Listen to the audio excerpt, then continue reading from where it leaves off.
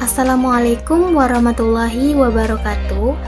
Baik, kami dari kelompok 2 Tafsir Hadis dan Tarbawi akan menjelaskan mengenai tujuan pendidikan Islam dalam perspektif Al-Quran dan Hadis di era modern, yang mana kami beranggotakan dengan saya sendiri Hanum Halidaziyah dan teman saya Juliana Duri Hidayati dan Hasan Abdullah.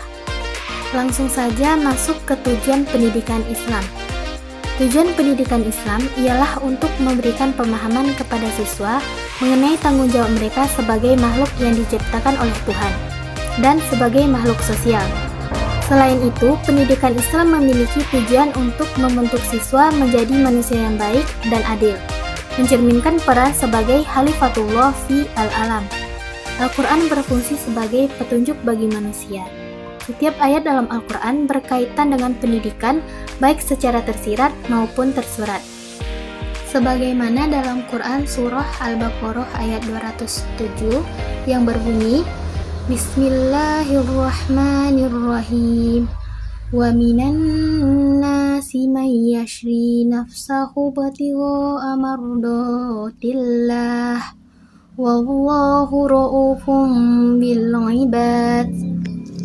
Yang artinya, dan di antara manusia ada orang yang mengorbankan dirinya karena mencari keridhaan Allah, dan Allah Maha Penyantun kepada hamba-hambanya.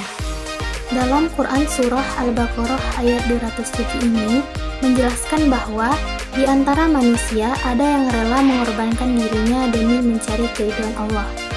Dalam konteks pendidikan Islam, ayat ini menegaskan bahwa pendidikan tidak sekedar berfungsi sebagai proses transfer ilmu, tetapi lebih jauh bertujuan membentuk pribadi yang siap beramal, berjuang, dan berkorban di jalan Allah.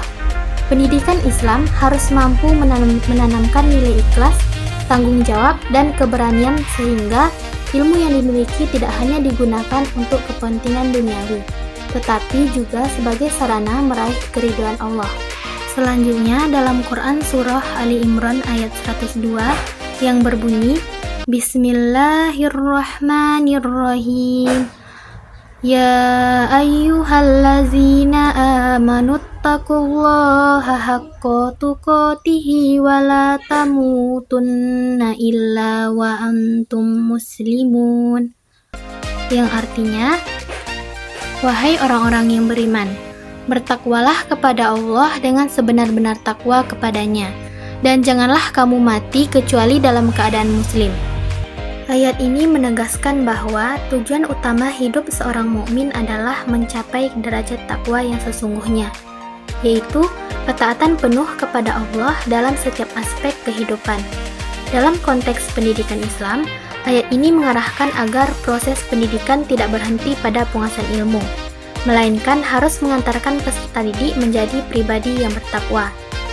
Tujuan pendidikan Islam dalam ayat ini juga membentuk manusia yang beriman teguh, istiqomah, dan senantiasa menjaga identitas keislamannya hingga akhir hayat. Selanjutnya, Quran Surah Az-Zariyat ayat 56 yang berbunyi, Bismillahirrahmanirrahim. Wa ma khalaqatul jinna wal insa illa liya'budun. Yang artinya, aku tidak menciptakan jin dan manusia melainkan agar mereka beribadah kepadaku. Dalam Quran Surah Az-Zariyat ayat 56 ini menegaskan bahwa tujuan utama penciptaan manusia adalah beribadah kepada Allah, yaitu membentuk insan yang menyadari fungsi penciptaannya sebagai abid atau hamba Allah yang senantiasa beribadah dan tunduk kepadanya. Hal ini menunjukkan bahwa pendidikan Islam bertujuan melahirkan manusia yang bukan hanya unggul dalam intelektual dan keterampilan, akan tetapi juga kokoh dalam spiritualitas, sehingga segala bentuk pengetahuan dan amalnya berorientasi untuk meraih ridho Allah. Baik, kita lanjut pada penjelasan selanjutnya, yaitu perspektif dalam hadis. Hadis yang pertama yaitu berbunyi, Innama bu'ithtu liutammima makarimal akhlaqi, yang artinya, sesungguhnya aku diutus hanyalah untuk menyempurnakan kemuliaan akhlak. hadis riwayat Bukhari nomor 273 dan hadis riwayat Ahmad nomor 8952. Nah, dalam hadis ini menunjukkan bahwa tujuan utama dalam risalah Islam termasuk pendidikan adalah menentukan akhlak yang mulia. Tujuan pendidikan Islam adalah melahirkan generasi yang bukan hanya cerdas secara intelektual, tetapi juga berakhlak mulia, sehingga mampu memberikan kontribusi positif bagi masyarakat global tanpa menghilangkan identitas keislamannya. Dalam era modern ini, ketika ilmu dan teknologi berkembang pesat, pendidikan Islam harus memastikan bahwa kemajuan ini tidak mengabaikan aspek moral dan spiritualnya. Lalu, perspektif hadis yang kedua berbunyi, "Idza matal insanu qata'a amaluhu illa min salatin, shadaqatin jariyatin, aw ilmin yuntafa'u bihi, aw waladin sholihin yad'u lahu." Yang artinya, apabila manusia sudah meninggal, maka terputuslah amalannya kecuali 3 perkara: sedekah jariah, ilmu yang bermanfaat, dan anak solih yang mendoakannya. Hadis riwayat Muslim nomor 1631. Dalam hadis ini menegaskan bahwa ilmu yang bermanfaat adalah salah satu amal yang kekal pahalanya. Maka tujuan pendidikan Islam adalah melahirkan generasi yang ilmunya membawa manfaat bagi dirinya dan masyarakat sekitar, serta dapat menjadi bekal amal jariahnya hingga akhirat. Lalu pada perspektif hadis yang ketiga berbunyi, "Fadlul alimi 'alal 'abidi kafatli 'ala adnakum", yang artinya keutamaan orang yang berilmu dibandingkan orang yang sekedar beribadah, bagaikan keutamaanku atas orang yang paling rendah di antara kalian. Hadis riwayat Tirmizi nomor 2685. Nah, dalam hadis ini menekankan bahwa pendidikan Islam tidak hanya bertujuan untuk mencetak hamba yang beribadah, tetapi juga ulama dan orang berilmu yang dapat membimbing umat.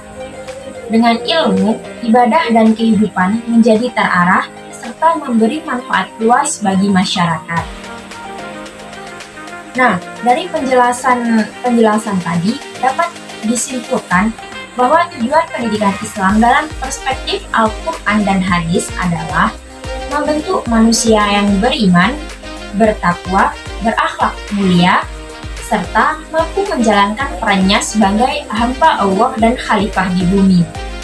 Tujuan ini sejalan dengan firman Allah dalam Al-Quran Surah Al-Baqarah ayat 207, Al-Quran Surah Al-Imran ayat 102, Quran Surah Az-Zariyat ayat 56, serta hadis-hadis Nabi yang menekankan pentingnya menuntut ilmu, membangun akhlak, serta melahirkan generasi berilmu yang bermanfaat.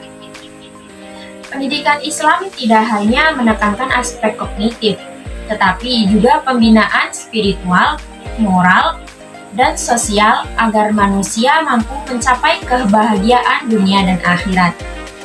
Dalam konteks era modern ini, konsep ini tetap relevan karena mampu menyeimbangkan penguasaan ilmu pengetahuan dan teknologi dengan nilai-nilai ketuhanan, sehingga melahirkan insan kamil yang cerdas, berkarakter, dan berorientasi pada keridhaan Allah.